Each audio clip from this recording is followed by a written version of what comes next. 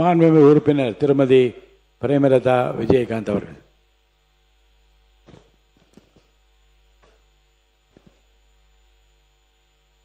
மாண்புமிகு பேரவைத் தலைவர் அவர்களே, முதல்வரும் எதிர்கட்சி தலைவரும் இல்லாத நேரத்திலும் அவர்களை நினைவு கூறுவது மரபு. எனவே அவர்களுக்கும் அமைச்சர் பெருமக்களுக்கும் சட்டமன்ற உறுப்பினர்களுக்கும் அவை காவலர்களுக்கும் பணியாளர்களுக்கும் நமது கேமரா பணி செய்யும் கேமராமேன்களுக்கும் எங்கள் கட்சியின் நிறுவன தலைவர் எதிர்கட்சி தலைவராக இந்த அவையிலே வீற்றிருந்த கேப்டன் அவர்களை வணங்கி, தேசிய முற்போக்கு திராவிட கழகத்தின் நிர்வாகிகள், தொண்டர்கள், மாவட்ட கழக செயலாளர்கள் அனைவருக்கும், அதே நேரத்தில் நான் வெற்றி பெற்ற விருதாச்சலம் தொகுதியினுடைய மக்களுக்கும் என்னுடைய வணக்கங்களையும் நன்றிகளையும் தெரிவித்துக் கொண்டு இன்று என்னுடைய உரையை தொடங்குகிறேன். இன்றைக்கு இளைஞர் மற்றும் விளையாட்டுத்துறை சம்பந்தமாக மற்றும் நெடுஞ்சாலைத்துறை மற்றும் மனிதவள பொதுப்பணித்துறையும் இருக்கு இன்னைக்கு, அதோடு கூட சேர்ந்து மனிதவள மேம்பாட்டுத்துறை. ஸோ இந்த அத்தனைக்கும் சேர்த்து நம்ம பேச வேண்டியிருக்கு. அதில் முதலில் இளைஞர் மற்றும் விளையாட்டுத்துறையை சார்ந்ததை நான் பேச விரும்புகிறேன். ஏன்னா நான் ஒரு ஸ்டூடெண்டாக இருந்த காலத்திலிருந்து என்னுடைய கல்லூரியை முடிக்கும் வரை நான் ஒரு நேஷனல் அத்லட் அப்படிங்கிறத இந்த நேரத்தில் பெருமையோட பதிய வைக்க கடமைப்படுகிறேன். அதனால ஒரு விளையாட்டு என்பது எந்த அளவு ஒரு முக்கியமானது என்பதை ஒரு ஸ்டூடெண்டா, ஒரு விளையாட்டு வீராங்கனையாக அதை 100% நான் உணர்ந்திருக்கிறேன். எனவே அதை பற்றி நான் கொஞ்சம் துறை சார்ந்த அமைச்சரிடம் பேசணும்.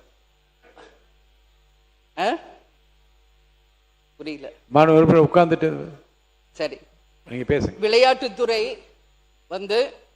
இன்றைக்கு மிக முக்கியம். ஏன்னா ஒரு ஸ்டூடெண்ட் அப்படின்றவங்க வெறும் கல்வி மட்டும் கிடையாது, அதோட சேர்ந்து எக்ஸ்ட்ரா கரிக்குலர் ஆக்டிவிட்டீஸ்லயும் தங்களை அவங்க வளர்த்துக்கிட்டாதான் வருங்காலத்தில் அவங்களுடைய எதிர்காலம் மிக சிறப்பாக இருக்கும் என்பதில் யாருக்குமே எந்த மாற்று கருத்தும் கிடையாது. அதுல நான் ரொம்ப உறுதியா இருப்பேன். எங்கு நான் சென்றாலும் அதை வலியுறுத்துவேன். இன்றைக்கு படித்து முடிச்சு காலேஜ் முடிச்சு இன்னைக்கு ஒரு சட்டமன்ற உறுப்பினராக இங்க என்னுடைய உரையை, என்னுடைய கருத்துக்களை நான் தைரியமாக பதிய வைக்கிறேன்னா அதுக்கு காரணம் என்னை வளர்த்த என்னுடைய தாய் தந்தை, என்னுடைய கணவர், இந்த எதிர்கட்சி தலைவர் கேப்டன் அவர்கள் கிட்ட இருந்து வந்த தைரியம் தான். அந்த வகையில் விளையாட்டுத்துறை என்பது ஒரு மாணவருக்கும் மிக மிக முக்கியமானது. அது நம்மளுடைய சட்டமன்ற உறுப்பினரும் அமைச்சருக்கும் அது தெரியும். இந்த வகையிலே இன்றைக்கு இளைஞர்களின் எதிர்காலம் தான் இனி வருங்காலம் என்பதில் யாருக்கும் மாற்று கருத்து இல்லை. ஏன்னா விவேகானந்தர் அவர்கள் சொன்னார், ஒரு ஊருக்கு 100 இளைஞர்கள் இருந்தால் போதும் இந்த நாட்டை திருத்தலாம் என்று சொன்னார். அதை தான் கேப்டன் அவர்களும் தன் வாழ்நாளிலே கடைபிடித்தார்.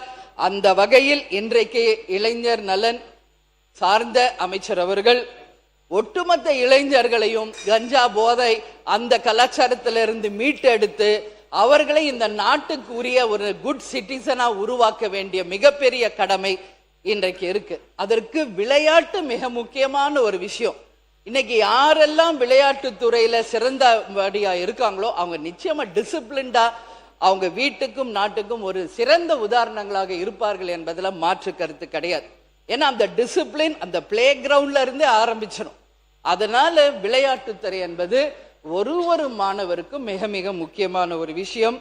அதே போல விவேகானந்தர் அவர்களையும் நம்மளுடைய ஐயா ஏபிஜே அப்துல் கலாம் அவர்களுமே இளைஞர்களை பற்றி தான் சொன்னார். கனவு காணுங்கள், அந்த கனவு ஒரு நாள் மெய்ப்படும் அப்படிங்கிறத தெளிவாக அவர் இளைஞர்களுக்காக அவர் சொன்னதையும் இந்த நேரத்தில் நான் நினைவு கூற விரும்புகிறேன். இப்போ இந்த தொகுதியை பற்றி நான் சொல்லணும்னா, என்னுடைய கொளஞ்சியப்பர் அரசு கல்லூரி விளையாட்டு மைதானத்தை நவீனப்படுத்த வேண்டும். அது மட்டும் இல்லை, மங்களம்பேட்டை, விருதாச்சலம் கிராமப்புறங்களில் இருக்கின்ற அனைத்து விளையாட்டு மைதானங்களையும் மிக சிறப்பாக நீங்க அதை டெவலப் பண்ணி கொடுக்கிறப்போ ஸ்கூல் படிக்கிற பிள்ளைகளோட அந்த விளையாட்டும் அவர்களுக்கு மேம்படும். அதன் மூலம் அவர்களுடைய எதிர்காலம் சிறந்த முறையில் இருக்கும். அடுத்தது நெடுஞ்சாலைத்துறை. விருதாச்சலம் தொகுதியில தொட்டிக்குப்பம், சின்னப்பொரூர் இணைப்பு சாலைகள், தார் சாலை மற்றும் ஓடையில் சிறுபாலம் அமைத்து அரசு கட்டித்தர முன்வர வேண்டும். அதே போல கருவேப்பிலங்குறிச்சி தார் சாலை மற்றும் விருதாச்சலம் பகுதியில் இருக்கின்ற உளுந்தூர்பேட்டை சாலை, விருதாச்சலம் டு கடலூர் சாலை என்ற அனைத்தும் இருவழி சாலைகளாக மாற்றும் போது அனைவருக்கும் பயனளிக்கும். விருதாச்சலம் தொகுதி ஆலங்குடி மற்றும் பாலக்கொல்லை தார் சாலை முழுமையாக நீங்கள் சீர்படுத்தி தர வேண்டும் என்பதையும் இந்த நேரத்தில் சொல்றேன். அது மட்டும் இல்லாம விருதாச்சலத்துல வயலூர் மேம்பாலத்துல விபத்துகள் அடிக்கடி ஏற்படுவதால் அந்த இடத்துல நீங்க ஒரு சிறந்த சாலை அமைப்பை உருவாக்கணும். பாலங்கரை மெயின் ரோட்ல புக்குரைப்பேட்டை மின் விளக்குகள் அங்க சுத்தமா கிடையாது, இருட்டா இருக்கும். அந்த பகுதியில் மின் விளக்குகளை அமைத்து கொடுத்து மக்களுக்கும் அங்க ஆக்சிடென்ட்ஸ் ஆகாம இருக்க தடுக்கிறதுக்கு நீங்க வழிவகை செய்யணும். அதே போல விருதாச்சலம் கடலூர் மெயின் ரோட்ல பொன்னால் அகரம் டோல்கேட் கட்டண உயர்வு அறிவிப்பை மாநில அரசு கொண்டு வரணும். 15 ஆண்டுகளாக உபயோகத்தில் இருக்கின்ற வாகனங்களை மாற்றி புதிய வாகனங்களாக அரசு வழங்கும் போது அது எல்லா வகையிலும் அனைவருக்கும் பயனுள்ளதாக இருக்கும். விருதாச்சலம் தொகுதியில வேப்பலங்குறிச்சி ஆலைத்துறைப்பட்டு தீவளூர் சாத்துக்குடல் சாலையை சீரமைத்து தர வேண்டும் என்பதையும் என்னுடைய கோரிக்கையாக வைக்கிறேன். விருதாச்சலத்துல இன்னைக்கு மங்களம்பேட்டை வழியாக பரூர் தார் சாலை முழுவதும் இருவழி தார் சாலையாக அமைத்து தரணும் சொல்லி நான் கேட்டுக்கிறேன். அதே மாதிரி புதுக்கூரைப்பேட்டை மேம்பாலத்துல மின் விளக்குகள் இதுவரைக்கும் அமைக்கப்படவில்லை. மேம்பாலம் அமைச்சிட்டாங்க எவ்வளோ ரூபாய் செலவு பண்ணி, ஆனா ஒரு லைட் கூட அங்க கிடையாது. எனவே நான் அரசின் கவனத்திற்கு அதை கொண்டு வந்து மின் விளக்குகளை உடனடியாக அமைத்து தரணும் என்று என்னுடைய கோரிக்கையை வைக்கிறேன். அதே மாதிரி இன்னைக்கு நெடுஞ்சாலையில துறையில நம்ம பார்த்தோம்னா எல்லா பிரிட்ஜஸும் கட்டி இருக்கான் எவ்வளோ செலவு பண்ணி, ஆனா எந்த மெயின்டெனன்ஸும் இல்லாம அங்க வேர் விட்டு செடிகள் முளைக்க ஆரம்பிச்சிருக்கிறது என்பதை எல்லாருமே பார்த்துருப்பீங்க. ஒவ்வொரு வாட்டியும் நம்ம நெடுஞ்சாலையில நம்ம டிராவல் பண்ணும்போது அந்த பிரிட்ஜஸை நீங்க பாருங்க, பல கோடி செலவு செய்து அந்த பிரிட்ஜஸ், ஆனா இன்னைக்கு மெயின்டெனன்ஸ் இல்லாம அதுல வேர் விட்டு இன்னைக்கு ஒரு மரம் மாதிரி வளர்ந்து கொண்டிருக்கு. அது பாலத்துக்கே ஒரு ஆபத்தாக முடியும்.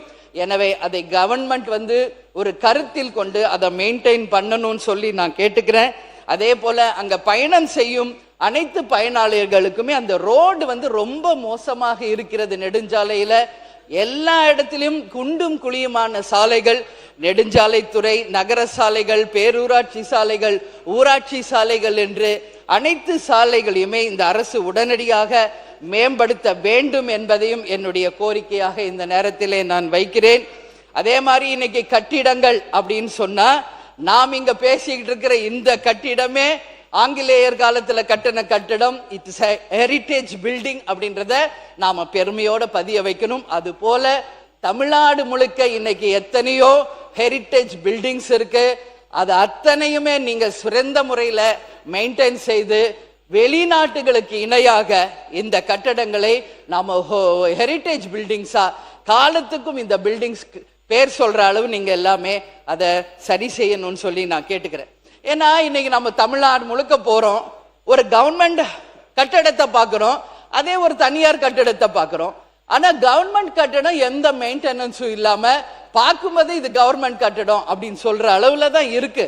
இதான் உண்மை. ஆனா இதே ஒரு தனியார் கட்டடம்னா எல்லா ஃபெசிலிட்டியோட சிறப்பா இருக்கு. என்னுடைய தாழ்மையான வேண்டுகோள், அனைத்து அரசு கட்டிடங்களும் தனியார் கட்டிடங்களை போல மிக சிறந்த முறையில மெயின்டைன் செய்து மக்கள் பயன்பாட்டிற்கு கொண்டு வரும் பொழுது புதுசா நம்ம கட்டடத்தை கட்டி அதுல செலவு செய்ய வேண்டிய அவசியம் இருக்காது. இது ஒரு சிறு கிராமத்திலிருந்தே, நம்மளுடைய சிறு கிராமத்திலிருந்து தொடங்கி நகரம் வரைக்கும் அது வரணும். அந்த கட்டிட பணியை நமது அமைச்சர் அவர்களும் நம்மளுடைய முதல்வர்களும் இதை கவனத்தில் கொள்ள வேண்டும் என்பதை நான் கேட்டுக்கிறேன். ஏன்னா நம்ம எல்லா இடத்துக்கும் நம்ம போறோம், கவர்மெண்ட் ஆஃபீஸு ரொம்ப மோசமான ஒரு ஸ்டேஜில் தான் இருக்கு. அது மாதிரி இன்னைக்கு விருதாச்சலத்துல மிக முக்கியமான ஒரு கட்டடம், அதை பத்தி நாம் பேசணும். அது அரசு அச்சகம். அது ஆங்கிலேயர் காலத்துல கட்டப்பட்ட ஒரு பில்டிங்கு. அது இன்றைக்கு அரசு அச்சகமாக மாறப்பட்டிருக்கு. அங்கதான் கவர்மெண்ட்டுக்கு வேண்டிய எல்லாமே அங்கதான், அதாவது கெசட்ல இருந்து ஒரு எல்லாமே ஒரு கவர்மெண்ட்ல என்னெல்லாம் இருக்கோ அங்க இருந்தால் டைப் ஆகி இன்னைக்கு தமிழ்நாடு முழுக்க வருகிறது. அந்த அளவு ஒரு பிரசித்தி பெற்ற ஒரு பில்டிங். அதை நிச்சயமாக அரசு கவனத்திலே கொண்டு அந்த கட்டிடத்தை மீண்டும் சிறந்த முறையிலே பழுதடைந்த நிலையிலிருந்து புதுப்பித்து தர வேண்டும் என்பதை இந்த அரசிடம் கேட்டுக்கொள்கிறேன். அதே மாதிரி விருதாச்சலம் அரசு மருத்துவமனையில பழமையான கட்டிடங்கள் அதை புதுப்பித்து தரணும். ஆண்கள் மேல்நிலை பள்ளி, அதுவுமே பல ஆண்டுகளுக்கு முன்பு கட்டப்பட்ட ஆண்கள் மேல்நிலை பள்ளி. நான் லாஸ்ட் டைம் போயிருந்தப்ப அந்த ஸ்கூலுக்கு போய் பார்த்தேன். ரொம்ப ஒரு பாரம்பரியமான ஒரு கட்டடம். ஆனா இன்னைக்கு சிதலமடைந்து அந்த கட்டிடங்கள் மிக மோசமான ஒரு நிலையில இருக்கு. அதை நம்பி எத்தனையோ குழந்தைகள் அங்க படிக்கிறாங்க. எனவே அரசு கவனத்தில் கொண்டு அரசு மேல்நிலை பள்ளியை புதுப்பித்து தர வேண்டும். விருதாச்சலம் தொகுதியில ஆல்ரெடி மேல்நிலை பள்ளி 6ஆம் வகுப்பு வரைக்கும் இருக்குது. அந்த கட்டிடங்களையும் நீங்கள் நிச்சயம் மேம்படுத்தி தர வேண்டும் என்பதையும் என் தொகுதி சார்பாக கேட்டுக்கிறேன். அதே மாதிரி விருதாச்சலம் நகரத்துல கால்நடை உதவி இயக்குனர் அலுவலகம் முற்றிலுமாக பழுதடைந்திருக்கிறது. அதை நிச்சயம் இந்த அரசு கவனத்துல கொள்ளணும். அதே மாதிரி விருதாச்சலத்தை பவளங்குடியில உயர்நிலை பள்ளி கட்டிடம் கட்டும் பணி துரிதப்படுத்தணும். பாதியிலே நிக்குது. அதை நம்பி பல்வேறு வில்லேஜ் ஸ்டூடெண்ட்ஸ் வந்து வெயிட் பண்ணிட்டு இருக்காங்க. அதை முடித்து கொடுத்தால் அந்த மாணவர்களுக்கு ஏதுவாக இருக்கும். அதே போல விருதாச்சலம் தொகுதிக்கு உட்பட்ட நல்லூர் மேற்கு ஒன்றியம் சேதுவராயன் குப்பம் 2 நிமிஷம் முடிச்சிடங்க. சுகாதாரத்துறை நிலையம் வந்து பழுதடைந்து கட்டிடம் புதுப்பித்து தர ஆவண செய்யணும். இன்னைக்கு எல்லா கவர்மெண்ட் பில்டிங்ஸையும் இந்த அரசு கருத்தில் கொண்டு அதை எல்லாம் நீங்க சிறந்த முறையில பணியாற்றி அதை சிறப்பிக்கணும்னு சொல்லி நான் கேட்டுக்கிறேன். நெடுஞ்சாலைத்துறையின் கீழே பணியாற்றி வரும் சாலை பணியாளர்கள் நீண்ட கால கோரிக்கைகளை வைத்து மாம்பட்டத்தின் கவனத்திற்கு கொண்டு வர விரும்புகிறேன். இந்த நேரத்தில் சாலை பணியாளர்கள் சார்பாக தமிழ்நாட்டில் சாலைகள், பாலங்கள் மற்றும் பொதுமக்களின் பாதுகாப்பை உறுதி செய்வதில் சாலை பணியாளர் பங்கு மிக முக்கியமானது. அவங்க வெயில் மழை எதையும் பார்க்காம வேலை பார்க்கறாங்க. அவர்களுக்கு உரிய அனைத்து கோரிக்கைகளையும் அரசு நிறைவேற்றணும் சொல்லி நான் கேட்டுக்கிறேன். மாத பணி நீக்க காலத்தை பணிக்காலமாக முறைப்படுத்த வேண்டும். அதே போல 41 மாதம் பணி நீக்கம் செய்யப்பட்டிருந்த காலத்தை உயர்நீதிமன்ற தீர்ப்பின் அடிப்படையில பணிக்கால கணக்கிட்டு ஊதியம், பணப்பலன்கள் மற்றும் ஓய்வூதிய பலன்களுக்கு உரிய முறையில் கணக்கில் எடுத்துக்கொள்ள வேண்டும் என்பதையும், உயர்நீதிமன்ற தீர்ப்பு இருந்தும் அது முழுமையாக நடைமுறைப்படுத்தாத நிலை இருப்பதால் அரசு உடனடியாக அதை அரசாணை புதுப்பித்து இந்த பிரச்சனைக்கு தீர்வு காண வேண்டும் என்றும், நெடுஞ்சாலைத்துறையில் காலியாக உள்ள சாலை பணியாளர்கள் பணியிடங்களை உடனடியாக நிரப்ப வேண்டும் என்றும், நெடுஞ்சாலைத்துறையில் சாலை பணியாளர்களுக்கான பணியிடங்கள் அதிக அளவில் காலியாக இருக்கிறது, அதையும் அரசு கருத்தில் கொள்ள வேண்டும் என்று கேட்டுக்கொள்கிறேன். சாலை பராமரிப்பு பணிகளுக்கு தேவையான பணியாளர்களின் எண்ணிக்கையை கருத்தில் கொண்டு உடனடியாக அந்த காலி பணியிடங்களை நீங்கள் நிரப்பணும். அது மட்டுமில்ல, அந்த பற்றாக்குறையை நீக்கி சாலை பணிகளை துரிதமாக்க வேண்டும் என்பதை கேட்டுக்கொள்கிறேன். அதே போல இன்னைக்கு பதவி உயர்வில் 25% வாய்ப்பை தொடர்ந்து வழங்க வேண்டும் சாலை ஆய்வாளர்களுக்கு. அதே மாதிரி பணியாளர்களுக்கு ஆண்டுதோறும் சாலை ஆய்வாளர் பதவிக்கு வழங்க வந்த 25% பதவி உயர்வு வாய்ப்பை தொடர்ந்து நடைமுறைப்படுத்த வேண்டும். பல ஆண்டுகளாக சாலை பணியாளர்களாக பணியாற்றும் அனுபவம் பெற்றவர்களுக்கு பதவி உயர்வு செய்து தர வேண்டும் என்பதையும் கேட்டு, இந்த நெடுஞ்சாலை துறையில துறையை அரசு கட்டுப்பாட்டில் தொடர்ந்து நடத்த வேண்டும். அதாவது தமிழ்நாடு நெடுஞ்சாலை ஆணையத்தை கலைந்து துறையை அரசு கட்டுப்பாட்டில கொண்டு வர வேண்டும். நெடுஞ்சாலை துறையின் பணிகள் முழுமையாக அரசின் கட்டுப்பாட்டில் கொண்டு வர வேண்டும்.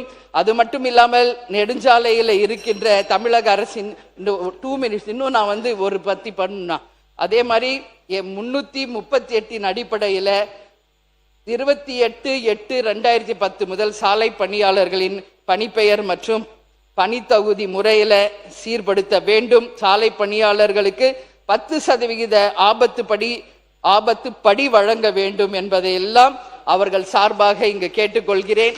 அதே மாதிரி இங்க 41 மாத பணி நீக்க காலத்தை பணிக்காலமாக முறைப்படுத்த காலியாக உள்ள சாலை பணியாளர் பணியிடங்கள் 25% சாலை ஆய்வாளர், நெடுஞ்சாலை ஆணையத்தை கலந்து அரசின் நேரடி கட்டுப்பாடு, சாலை பணியாளர்களின் பணிப்பெயர் மற்றும் பணித்த பகுதி முறைப்படுத்துதல் ஆகிய கோரிக்கைகளை இங்கு நான் கேட்டுக்கொள்கிறேன். மனித வளத்துறையின் சார்பாக இங்க நான் கேட்டுக்கொள்வது என்னன்னா, இங்க மனித வளத்தை மேம்படுத்த அரசு எடுக்கும் நடவடிக்கை எங்கள் தொகுதி மக்களுக்கு கிடைத்திட வழிவகை செய்ய வேண்டும். மாணவர்களுக்கு காலை உணவு திட்டம், மதிய உணவு திட்டம் மற்றும் மனித வளத்தை மேம்படுத்த உதவுவதால் விருதாச்சலம் தொகுதியில் உள்ள பள்ளிகளுக்கு நீங்கள் எல்லா வகையிலும் முன்னுரிமை தர வேண்டும் என்று கேட்டுக்கொள்கிறேன். மனிதவள மேம்பாட்டு மாணவர்களுக்கு விடுதியில் வழங்கும் உணவு முறையில் அரசு மிக மிக கவனம் செலுத்த வேண்டும் என்பதை கேட்டுக்கிறேன். மனிதவள மேம்பாட்டு உதவியாக அம்மா உணவகம் தொடர்ந்து செயல்பட வேண்டும். அது மக்கள் விரும்பும் ஒரு திட்டம். எனவே அதையும் அரசு கருத்தில் கொள்ள வேண்டும்.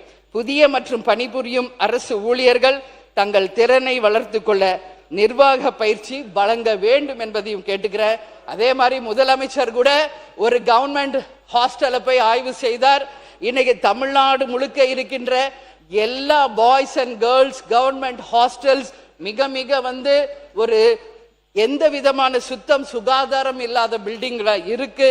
உடனடியாக அது அரசு கவனத்தில் கொண்டு எல்லா கவர்மெண்ட் ஸ்கூல்ஸ், அதே போல காலேஜஸ், அதே போல பாய்ஸ் அண்ட் கேர்ள்ஸ் ஹாஸ்டல்ஸ் எல்லாமே நன்றி சொல்றேன். அரசு ஊழியர்களுக்கு திறனை மேம்படுத்த ஆன்லைன் மூலம் பயிற்சி தரணும். ஊழியர்களுக்கு உழைப்புக்கேற்ற ஊதியம் தரணும். வெளிப்படைத்தன்மை, விரைவான சேவை, தனிநபர் வருமானம் மற்றும் வறுமை ஒழிப்பு ஆகியவற்றை நீங்கள் கொண்டு வர வேண்டும் என்பதை கேட்டுக்கிறேன். அதே மனித வளத்தின் மூலம் ஒரு 4 பாயிண்ட் நான் சொல்லணும். இங்க எல்லா இடத்துலையுமே நான் அன்னைக்கு 3 நாளா எனக்கு வாய்ப்பு கிடைக்கல. ஸோ 2 பாயிண்ட் மனித வளத்தின் மேல நான் சொல்லணும். கர்நாடகாவில் 3 பேர் கொலை செய்யப்பட்டது தமிழ் மக்களுக்கு மிகப்பெரிய இது வேதனைக்குரிய விஷயம். அந்த மக்களை நிச்சயம் காப்பாற்றணும். ஏன்னா செம்மரக்கட்டை வெட்டினாலும் ஆந்திரால தமிழ் மக்களை வெட்டுறாங்க, கர்நாடகாவிலையும் வெட்டுறாங்க. அதே மாதிரி அதாவது இலங்கைக்கு மீன் பிடிக்க போனாலும் தமிழக மக்களை சுட்டு கொள்றாங்க. இது ஒட்டுமொத்த தமிழ்நாட்டுக்கு ஒரு மிகப்பெரிய தலைகுனிவு. நிச்சயம் தமிழர்கள் எல்லா மாநிலத்திலும் பாதுகாக்கப்பட வேண்டும் என்பதை ஒரு மனித நேயத்தின்படி இந்த அவையில் நான் குறிப்பிடுகிறேன். அதே போல அமுதன் மற்றும் தனுஷ் கொலை நிச்சயம் ஏற்றுக்கொள்ளப்பட முடியாது. அதனால் இளைஞர்கள் தான் எதிர்காலம். போதை கலாச்சாரத்திலிருந்து மீட்டெடுக்க விளையாட்டுத்துறை அவர்களுக்கு மிகப்பெரிய சப்போர்ட் பண்ணும். அவர்கள் இது மாதிரி டைவர்ட் பண்ணி வேலை வாய்ப்பை உருவாக்கி அந்த மாணவர்களையும் இளைஞர்களையும் காப்பாற்ற வேண்டியது இந்த அரசின் கடமை. அதே போல தொடர்ந்து பாலியல் வன்கொடுமை நடக்குது. ஒரு பெண் தலைவராக, ஒரு பெண்ணாக இந்த அவையில் அதை நாம் பேசணும். இந்த கடந்த 4-5 நாட்களாக திண்டுக்கல், கிருஷ்ணகிரி, மதுரை போல ஒரு 10 இடங்களிலே பாலியல் வன்கொடுமை நடந்திருக்கு. எல்லாரும் பார்த்தா 4 வயசு, 5 வயசு, 6 வயசு பெண் குழந்தைகள். இது எந்த அளவு இது ஒரு கலாச்சார சீர்கழிவு என்பதை மனவேதனையோடு நான் பதிய வைக்கிறேன். இதுக்கு எல்லாமே மாணவர்கள் கொலை, பாலியல் வன்கொடுமை, அத்தனைக்கும் மிக மிக முக்கியமான ரூட் காஸ் என்னன்னா போதை, கஞ்சா போதை, டாஸ்மாக் தான். இது தவிர வேற ஒண்ணும் இல்லை. யார் ஒருவர் போதைக்கு அடிமையாகிறாங்களோ மனிதனிலிருந்து மிருகமா மாறிடுறாங்க. அந்த மிருகத்துக்கு எதுவுமே தெரியாது. தாய்க்கும் தாரத்துக்கும் எவன் ஒருவருக்கு வித்தியாசம் தெரியலையோ அவங்க தான் இன்னைக்கு 4 வயசு, 2 வயசு, 9 வயசு குழந்தைகளை பாலியல் வன்கொடுமை செய்யறவங்களுக்கு ஏற்கனவே நான் ஒரு பொதுக்கூட்டத்தில் பேசியிருக்கேன். அதை இங்க சொல்லணும்னு நினைக்கல. ஏன்னா என்கவுண்டர் தான் அதுக்கு தீர்வு என்பதை பல இடங்களில் நான் பதிய வச்சிருக்கிறேன். அதனால அது ஒண்ணுதான் தீர்வு. பெண்களாக அத்தனை பேர் இன்னைக்கு கொதிச்சு போயிருக்காங்க. அதுல ஒரே ஒரு உதாரணம் இன்னைக்கு நான் சுட்டி காட்டணும். திண்டுக்கல்ல தன் பேத்தியை தொடர்ந்து பாலியல் வன்கொடுமை செய்த ஒருவரை பல்வேறு வாட்டி அந்த அம்மா எச்சரிச்சும் அந்த ஆள் திருந்தல.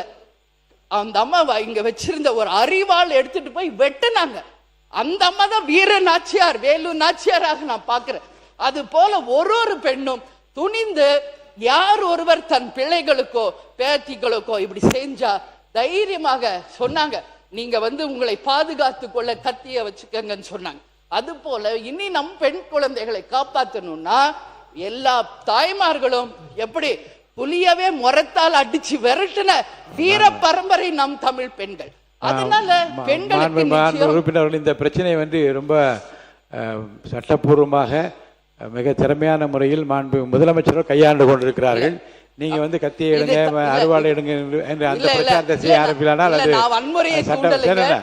சட்டத்திற்கு புறம்பாகிவிடும். அந்த வரிகளை மட்டும் நான் அவைக்குள் நீக்கி விடுகிறேன். நீங்க முடிச்சிருங்க.